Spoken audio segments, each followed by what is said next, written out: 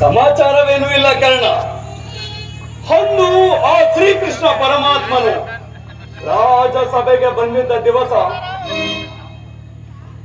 ಹೋ ಭೀಷ್ಮ ದ್ರೋಣಾದಿಗಳು ನಿನಗಾಡಿದ ಮಾತುಗಳನ್ನು ಕೇಳಿದ್ದರೂ ಕಾಣದವನಂತೆ ಆ ಕೌರವನು ನೀ ಸುಮ್ಮನೆ ಕುಳಿತಿದ್ದನಲ್ಲ. ಅಯ್ಯೋ ಅಯ್ಯೋ, ನಿನ್ನಂತ ವೀರನಿಗೆ ಇಷ್ಟಾದ ಮೇಲೆ ನಮ್ಮಂತವರ ಪಾಡೇನು ಕರ್ಣ, ನಮ್ಮಂತವರ ಪಾಡೇನು. ಏಕೆ ಸಗುನಿ ಅಶಬ್ದವಾದ ಮಾತು? ನಿನ್ನ ಮಾತುಗಳನ್ನು ನೆನೆಸಿಕೊಂಡರೆ ನನ್ನ ಹೃದಯದಲ್ಲಿ ರಕ್ತವು ಕುದಿಯುತ್ತಿರುವುದು. ಅದೇನೆಂಬುದನ್ನು ಬೇಗ ತಿಳಿಸು ಸಗುನಿ, ಬೇಗ ತಿಳಿಸು. ಕರ್ಣ, ಮತ್ತೇನಿಲ್ಲವು. ಹಾ ದುರ್ಯೋಧನನು ನಿನಗೆ ಸೈನ್ಯಾಧಿಪತ್ಯವನ್ನು ಕಟ್ಟಬೇಕೆಂದು ನಿರ್ಧರಿಸಿರುವನು.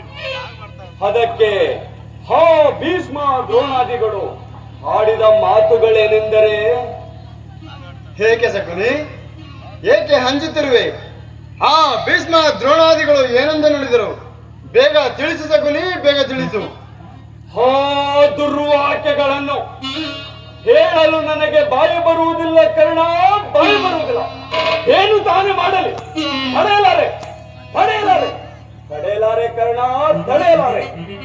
ಸೂತ ಕುಲದಲ್ಲಿ ಹುಟ್ಟಿದ ಆ ನೀಚನಿಗೆ ಸೈನ್ಯಾಧಿಪತ್ಯವೇ? ಹಾ ಜಗದೀಶ್ವರ, ಇದೆಂತ ಉಭಯ ಸಂಕಟ.